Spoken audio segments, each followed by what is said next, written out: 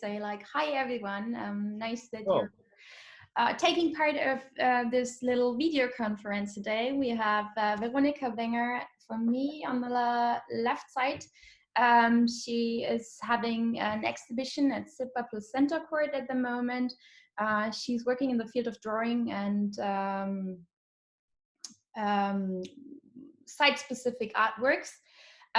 What is this all about? We will talk later. We have Michael Wright from London. He's a professor at the Hirschford University for arts, and he's also part of the RISM section. We are all a group of, and we have Ezgi Bakçay from Turkey, live from Istanbul with us. And I invite all of them, and oh yeah, right, me is Sophie-Charlotte Bombeck. I'm the creator of Super Plus Center Court and Rhythm Section, and it's lovely that you're all here today. Thank you for joining. We have produced a catalog for the last year, actually, for the last year, and it's actually a nice piece, the piece we will have in 2 weeks from the printing station. Veronika, I know you're not comfortable with it, but do you want to start and tell who you are and what you're doing and what your themes or topics are and how do you work? And you guys, you can just interrupt and say something, I think, in between. Thank you. Yes, thank you, Sophie, for the introducing. Yes, I'm the artist of the show, and I prefer drawing. Sometimes I did videos, but this time, yeah, I'm only drawing. And Sophie. I'm just really curious, Veronika. I mean, it's interesting just as we were seeing some of the images coming through. The thing that really I find really interesting in the work is that the work moves between so many different spaces. It has a feeling of being a drawing space. Sometimes it has the ghost of a figure. Sometimes it sort of drifts into like stitching or almost like writing. And then sometimes it kind of drifts into being like a landscape space. But the one unifying feeling about all of the work is it feels like it comes from an interior space. And I was wondering, when you're developing your work, do you have a source? Do you have a point in time or a place or an event or a relationship which somehow comes to mind or that you have in your mind when you're making a work? Yeah, I need always some kind of motive, I think. Yeah, a motif, yes. But this motive can be some text or a dancer or some movement. But then during drawing, it's not, it changed for the drawing. And I think it's a mix between formal, the form of drawing and the motive, but the motive at least is not necessary. And that's also because I came always to the line, because I think the line is the medium, and it's not, it's between narrative part, I think, and yeah. I think that to me is what makes it so enigmatic and compelling, the work, because I think that it has the formal element. It seems to me is always the result of another energy. So there's an impulse, an energy which drives it. Maybe from some psychoanalytic point of view, it feels like it's just like the desire I need to just affirm my sense of being. And in the making, there's a kind of a sense of a narrative, but then very quickly, it feels to me that just as you describe, it then becomes something very different. That because there is a mark here, it requires a counterpoint over here. And then you can, so there's a tension, it seems to me, between what might be the kind of engine of an internal narrative or an emotional or intellectual thought, and then it then becomes independent of you on some level. It literally starts to develop its own life, which you are helping to finish. So it's a really interesting, it moves from being an internal feeling or movement, then to becoming something which has its own kind of external life in terms of having its own necessary structure, which you make then formal decisions in. Yeah. Yeah, that's a very brief response. Yeah, I think it's necessary that your work has to be personal, but not too personal. So, and sometimes the composition or the joy of looking only on the surface of and be happy about the color or the line or at least the work is important that it works. And but I think you really get an idea when you have this information, or if you think of this, what Michael just said, as a viewer looking onto your work, that is how I said before, it's like a dancing choreography, and the dancer has gone, and there are just like marks on the surface. And this is actually something also when you say, okay, I'm using text, but you're also using maybe your experience, your day, what you were doing, and that there are just like marks from it, leftovers maybe. And when you have that feeling and you try to deep in the artwork, you also can put your own things and your own mindset in there, with the own story of you want to see in there. Like something reminds you of something in your childhood, something reminds you of I don't know, for me it was going to ballet class when I was a little child, and then I started to dream, and then I think of more things, and this is something very private for the viewer as it is for the artist, I think, when you see the work of you.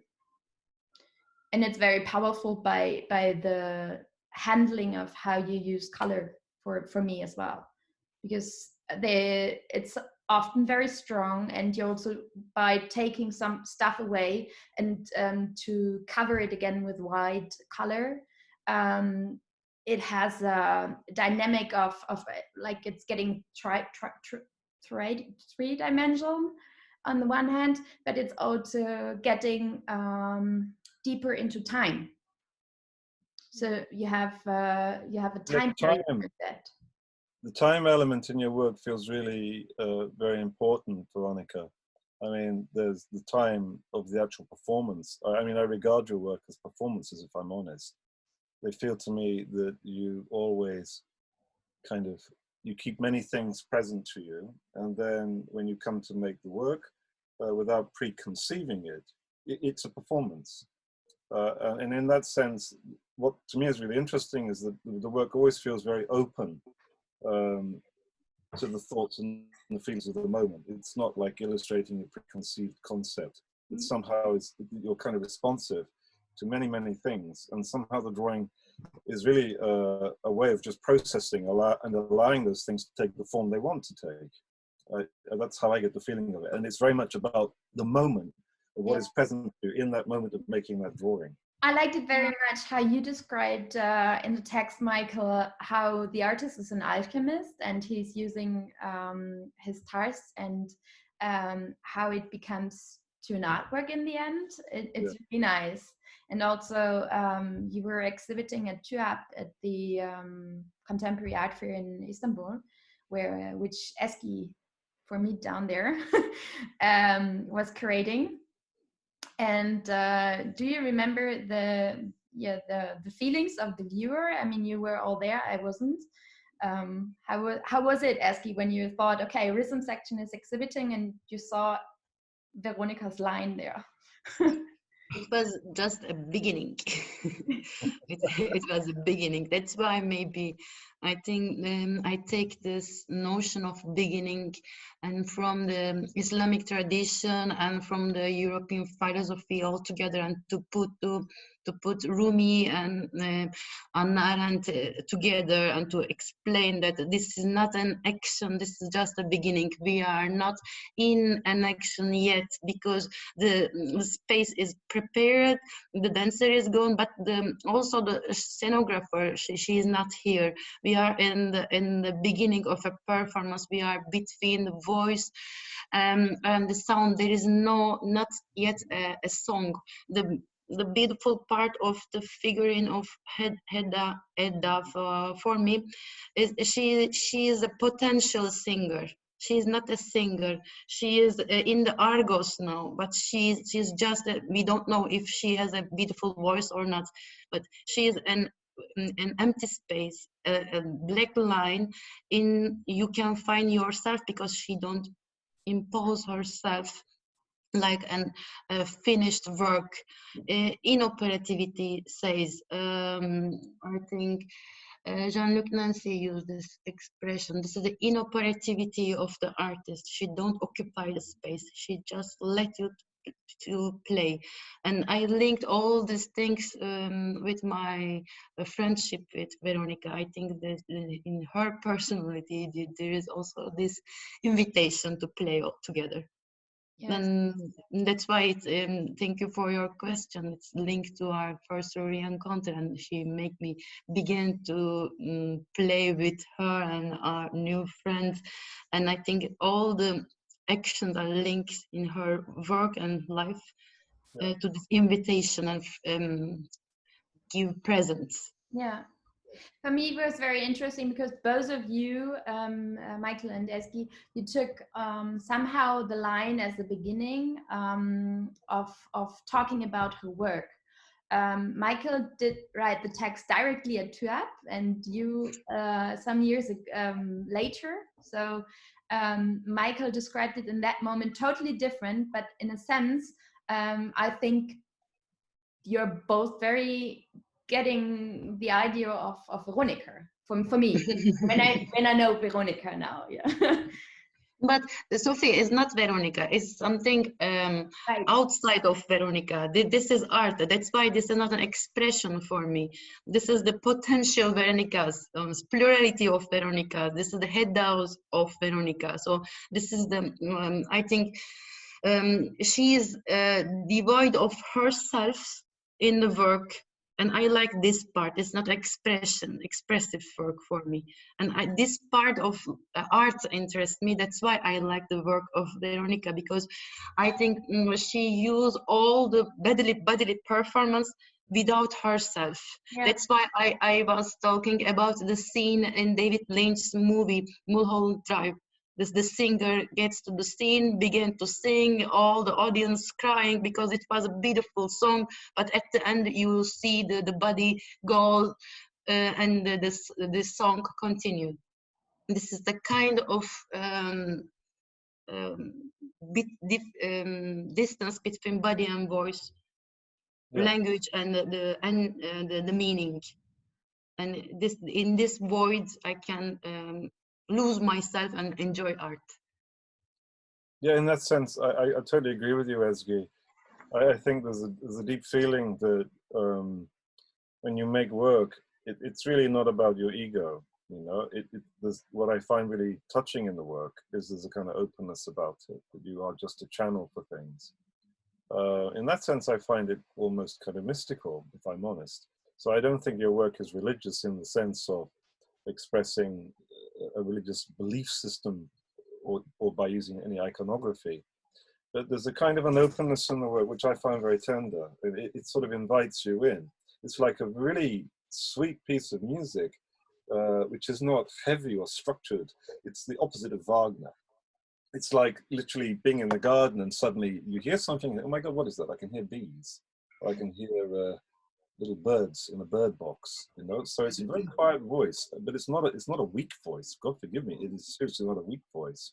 But it doesn't dominate. It doesn't seek to control. And in many ways, the work kind of reflects some of the kind of enigma that you are. You don't talk a lot. You don't impose your views. You seem to have an ability to accept things, you know. You don't fight things. By that, that's again not, so not fighting is not weakness. There is a kind of power and a kind of acceptance, really. And one can sense that in the work, to be frank. Acceptance, maybe more, it's dealing with it. I didn't mean acceptance in a Stoic sense, right, but an acceptance of just the dynamics of what is, you know, without trying to control it or repress it or deny it or assert. That's what I mean by an acceptance. It's almost like a willingness to allow, and going back to Rumi, I love that idea of Rumi, that being able to accept the nature of life as it is on an existential level, and being able to follow the promptings, the kind of flow, the kind of, and you feel it in all good work. All good work, in a way, it's not owned by an ego or an intellect. The intellect is working hard, but at some deep level, it is literally no more or less than allowing the work to exist because you just become a conduit for it. It's like your job is simply to allow it to take form. I mean, that's the sense I get from the work. And you can't fake that, you know. And although your work has very powerful and very strong formal elements in it, that is not the primary driver. You know, I feel that there is a kind of immense awareness, counterpoint, and formalism in it. But what makes it, for me, kind of compelling is that I can sense something much more interesting at work.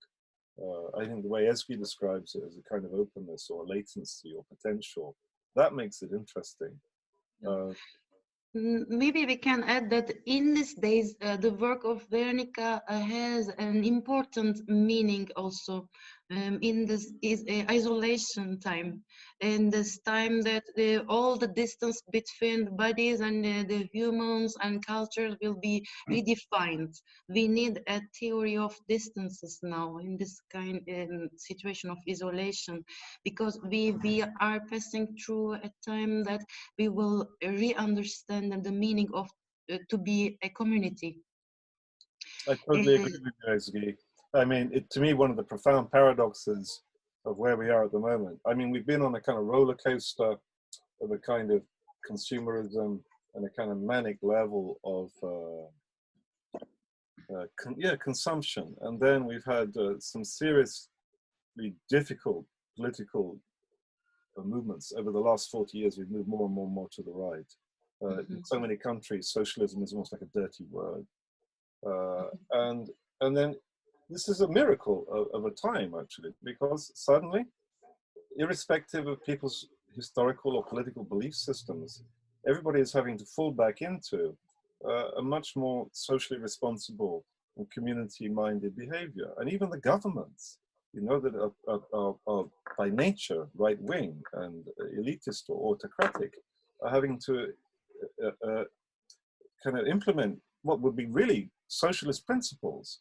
So this is an absolute time of remarkable revolution. I mean, revolution, I don't mean in the sense of political, you know, somehow it's being made happen by political revolutionaries, but revolution in the true sense of a turnaround.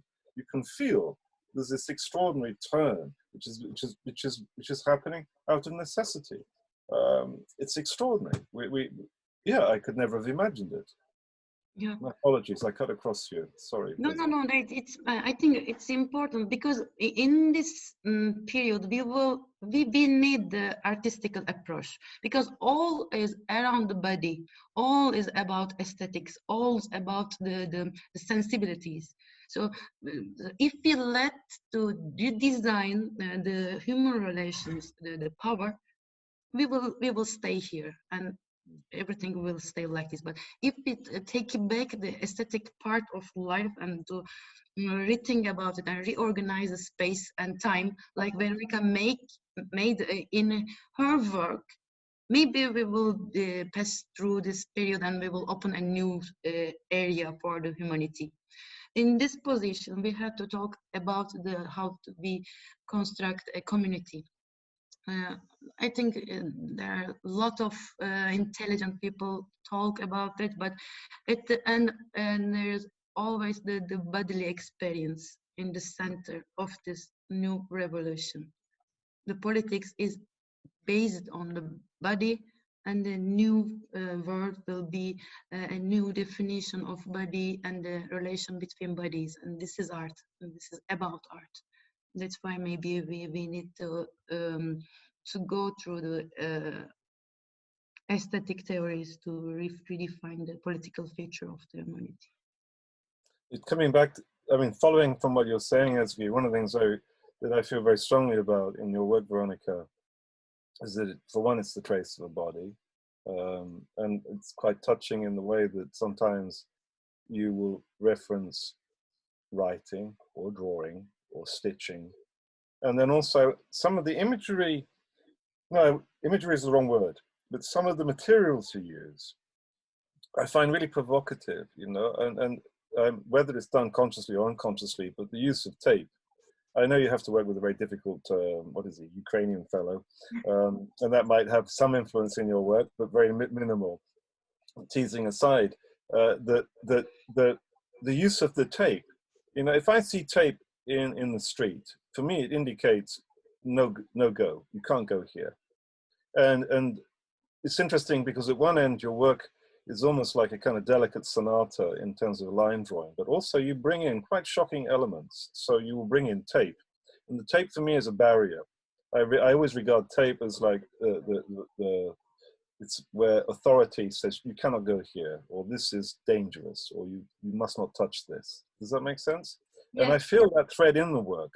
And then also I see that you use spray paint, which I also see as the counterpoint to authority, which is a kind of a resistance, or a graffiti, or a transgressing of boundaries.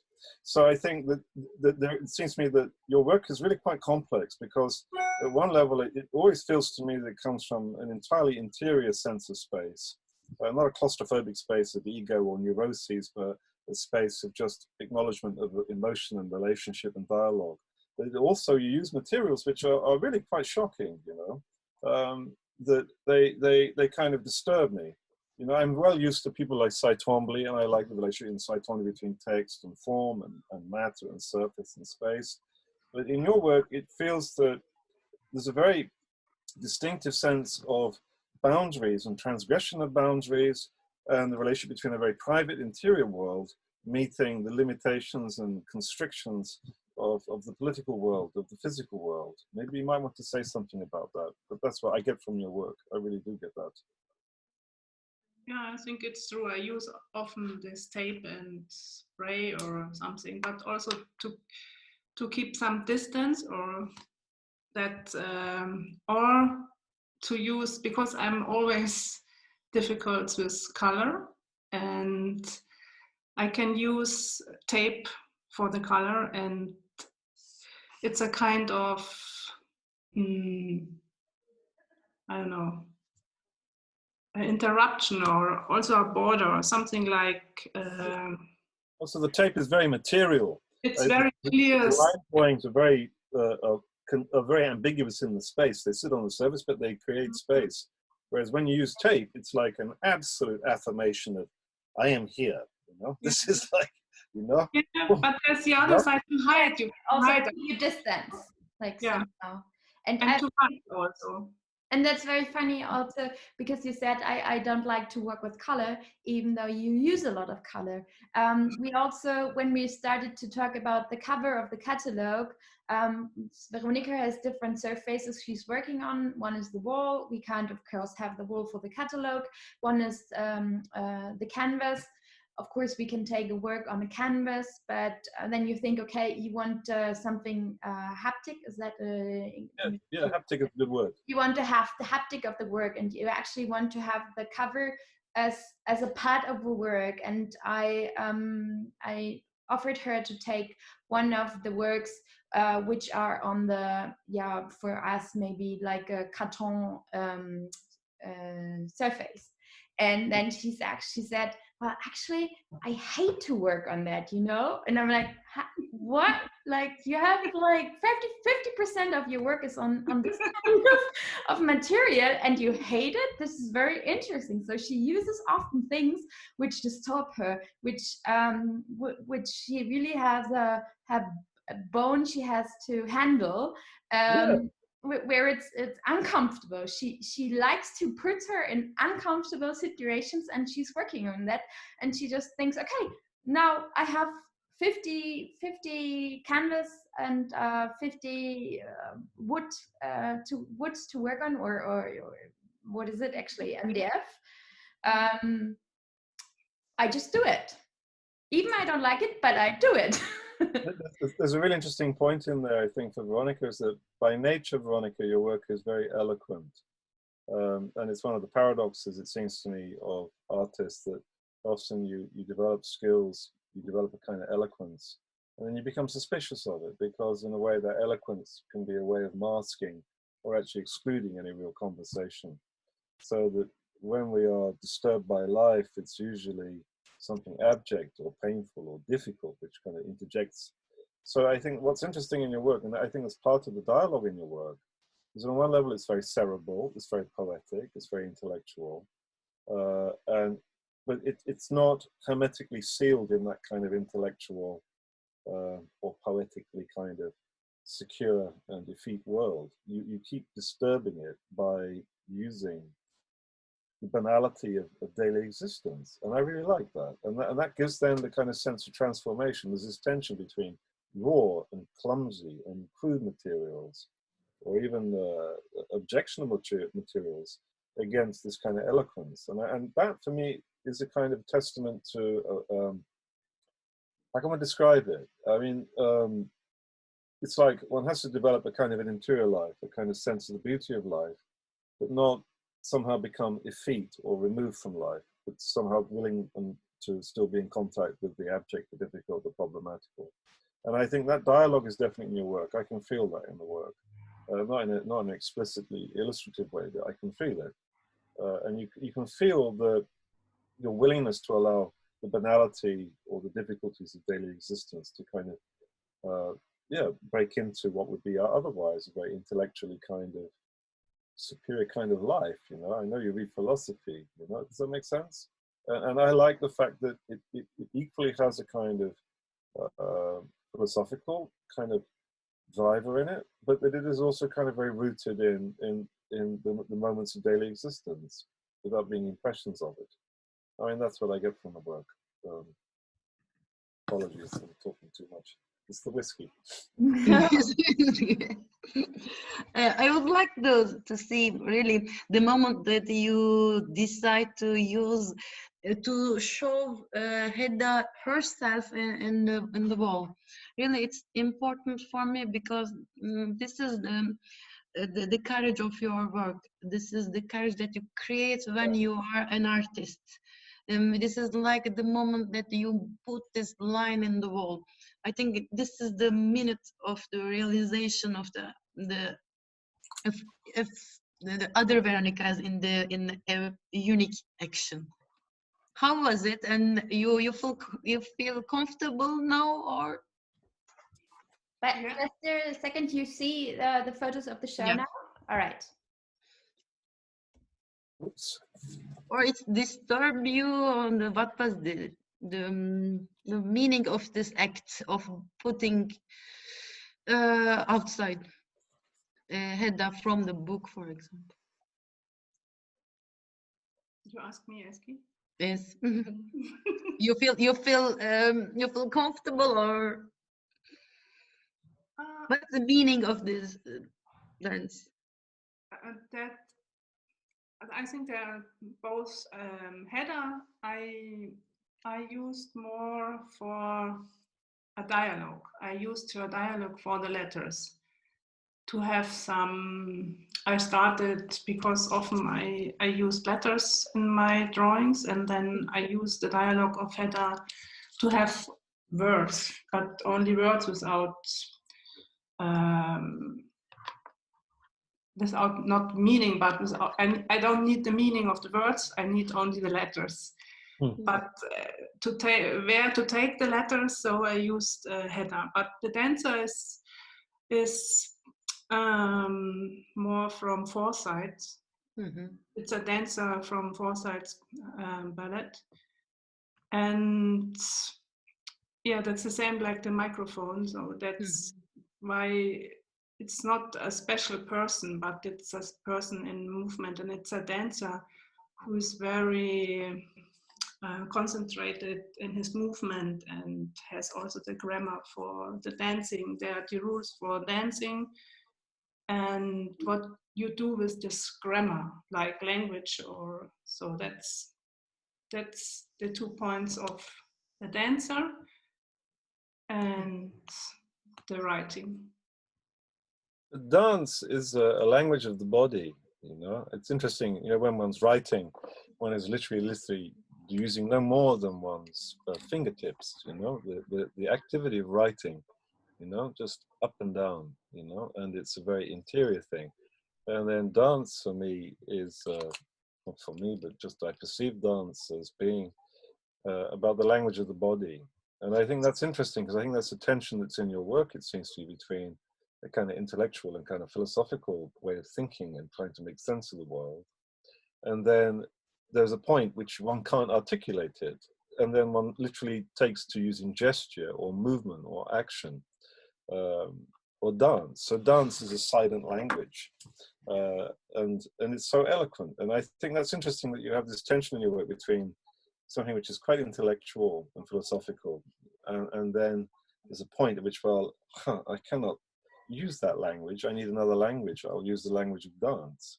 I'll use that. And in a way, your drawings often, they start out as a kind of a dance. I've watched you drawing on a wall, and there's moments of intense pausing and kind of concentration, and then there's a kind of release of energy and a sudden burst of movement. And you could almost think that, in a way, your hand then moves from the activity of writing, in this constrained way, to the idea of performing. The hand becomes a dance. It becomes a dancer. Yeah, I use Mallarmé in this point. Unwritten poetic text and unwritten body writing. It was the first thing I was shocked with this idea, because really you are in between meanings. So it's not writing to read, it's just an unwritten poetic text. And after I learned that you are also interested with Mallarmé, Yeah. Can you say something, Veronika, about this wonderful man? No, I was really surprised that you wrote about Mallarmé, because when I was studying, I was always searching about a book of him, and it was, I don't know, in this time I didn't find it, but then now you reanimate this relation to Mallarmé, and yeah, that was really a surprise for me. Yeah, it was, for me, it was very interesting to read your texts, because they are very different, but there's always the same some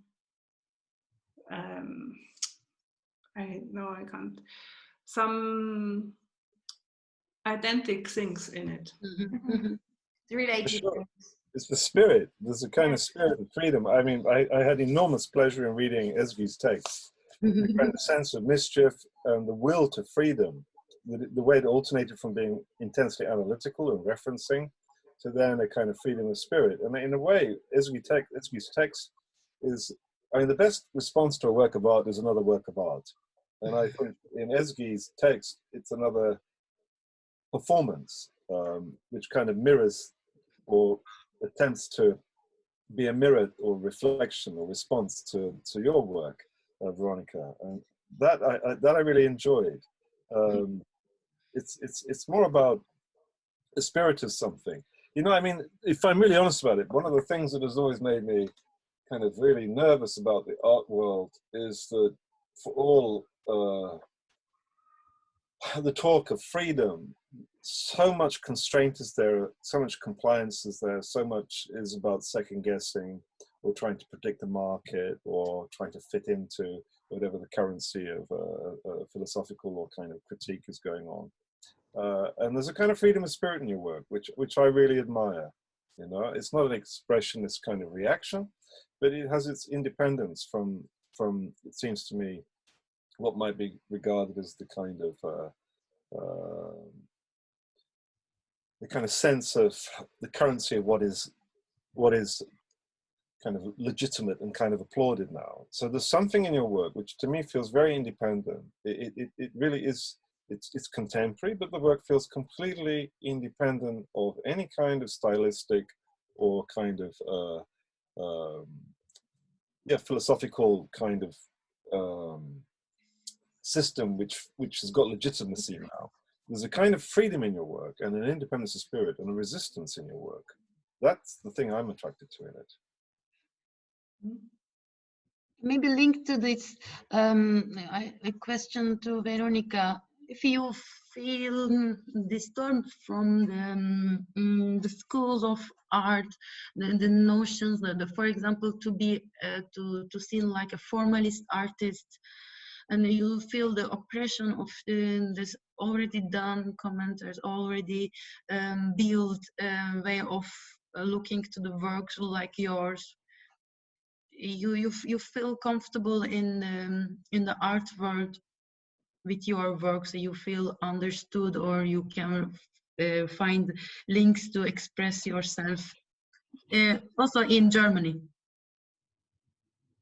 The world of art and you. Yeah, I think the point is I think I feel comfortable because in the sense also from independent, because I do my work and I found a way to use the line and the drawing as a medium. And with other artists, yeah, I'm always curious, and I think to learn also to handle about the material and how the development of art is, the art is changing. It's very important to see and to have exchange with other artists, but I don't feel uncomfortable. Actually, I hope you see that, because I was trying to show you a lot of works now, and I thought I share that with you, right? There's also a kind of feature of Veronika's work, which is that drawing and writing is kind of universal. So even if people don't understand the nature of the marks or what they mean, there's something accessible about it. I think the idea of a mark on any surface, drawing in that way. So even going back to China, the sense of their tradition of drawing or calligraphy, and every child, you know, as soon as they're mobile, will scribble on something. So I think at some primal level, I think drawing, the mark making, is a very primal and very direct language, and the relation between mark making and writing and drawing, this sense that, you know, if I make a mark, you know, I've made a statement that I am here. I'm leaving a trace of myself somewhere. So even an infant will scribble on a wall, you know, it's like just kind of for the joy of making a mark, and then the affirmation of its own existence. So I think in that sense, I think that while Veronika's work is immensely sophisticated, on another level, it tries to operate at a really quite primal level. You know, the impulse of the mark making, in the way that the impulse to speak or to make a sound. It's even kind of provocative. Yeah, and I think there's something very raw and accessible in that. I think it's whether or not people can tolerate or kind of relate to a work in an intuitive way, as opposed to an intellectual way. So one of the paradoxes of Veronika's work, seems to me, is that it's rooted in quite complex narratives and philosophy. But at another level, it's a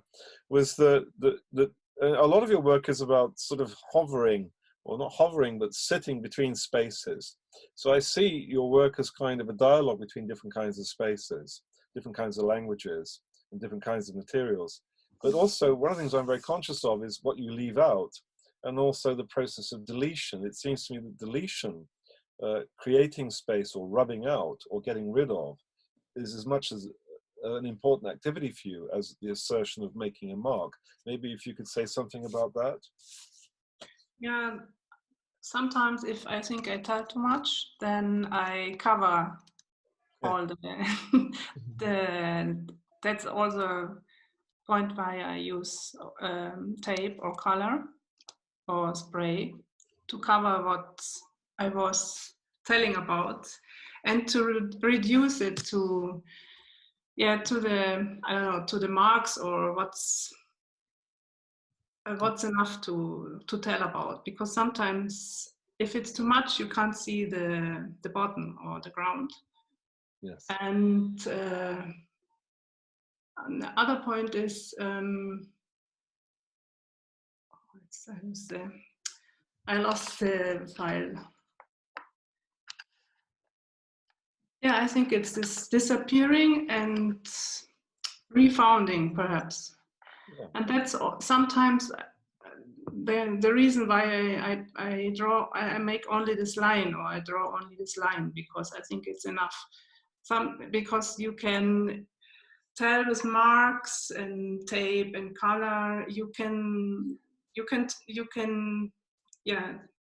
You have a lot of information, but at least in this line is all this information. Perhaps what Ezgi said at the beginning of the beginning and at the end, and what it is between. Sometimes it's all the same. And then I feel to cover. And also to have the space. That's true. To have the time to conceive. I think if you have more Schichten, if you have more layers, you feel the time, and you feel it's full of time and space, different, I think. We were talking about, Sophie, we were talking about the different imaginary communities, the Chinese people and the Arabic people and the Anatolian way of looking. They are totally different from the European way of looking. The images, they are totally working totally different. And I can say we, because I am from this part of the world. we prefer to not show the things that, you know, and during all this years of war, this culture, it became the symbol of the, how to say, the oppression, but it's not always the oppression to not show the things. I'm talking just the cultural attitudes also. So the image in Islam, they are not for to see. They are for reading. They are the things. They are the symbols to show the things that they cannot show, because this is a transcendental way of looking. So I think this part of hidden part of the Veronika's work is linked to another cultural another mood of seeing the world. That's why when I saw the line, I was thinking about my experience in Bursa, in a city in Anatolia, the capital of Ottoman Empire before Istanbul. In the mosque, the old mosque, the name of the mosque is Old Mosque. There are some graffitis, some calligraphies. And they are so huge, they are just black, and I saw Elif the first time in this mosque, and it was a shock for me, because I was working on American abstract painting. I was in love with Rothko, and I found a Rothko in a mosque in Anatolia. The same approach to the image, to seeing. So it was just an Elif, first letter of Arabic alphabet, the first letter and the one of the Arabic numbers, and it was an installation, it was a drawing, it wasn't an image, a European image, but it was a scene to see, to imagine the invisible part of existence. So I think this line is very productive for us to rethink and link also to the new opportunities of constructing a new community, because to show everything, this pornographic approach to the world, and destroyed everything, destroyed the possibility to be all together, to create new links, to define, to put the frontiers. But if we can give space to invisible, inaudible, unstable also, and we can find a way to link people and to create new communities. And there's something in Veronika's work which to me is intensely interior, and it's also about being able to sustain oneself from an interior rather than the need to constantly consume. So, and I think that's kind of not just distinct to Germany or to England. I think it's a kind of universal thing. You can feel it amongst the younger generation. They're waiting for and looking for. And I think they will look to the arts in that way. for an alternative way of thinking, seeing, and being. You know, I saw a sentence of I think, who was it? Paul Valéry. Paul Valéry says that the art begins from 2 meters of a social distance to the artwork. He proposed to see them. I don't know what you can you can think everything you want, but 2 meters is also can be think like you said, Sophie, to put a distance of imaginary distance to the paintings or to the work of art is important to rebuild them in the mind and to put yourself inside your experience and reconstruct a work of art in memory. It's also the faculty of imagination for the audience also is important. Yes. So I can see the exhibition. You will show me from Zoom everything. I will be with you. It will be something exceptional. But in our new distances, we will rediscover the artistic experiences and aesthetic experiences. Yeah. To see you. I would like to stop the recording here. Thank you for watching. Thank you for listening. Thank you all guys for talking and for meeting here on Zoom. And I would like to invite all people who live in Munich to go to their next shopping tour and see Center Court and see the show Veronika. And if you want, we also offer some private sessions, private talks, private studio visit, private exhibition visit, for most important. And if you really want to go inside, I always want to create shows in Center Court where people think, oh, I have to go inside there. And I think Veronika really does that. And if you have that wish, please write us an email. You find all the contact details on our website. And thank you, and namaste, love over the world, and stay safe. Thank you. Thank you.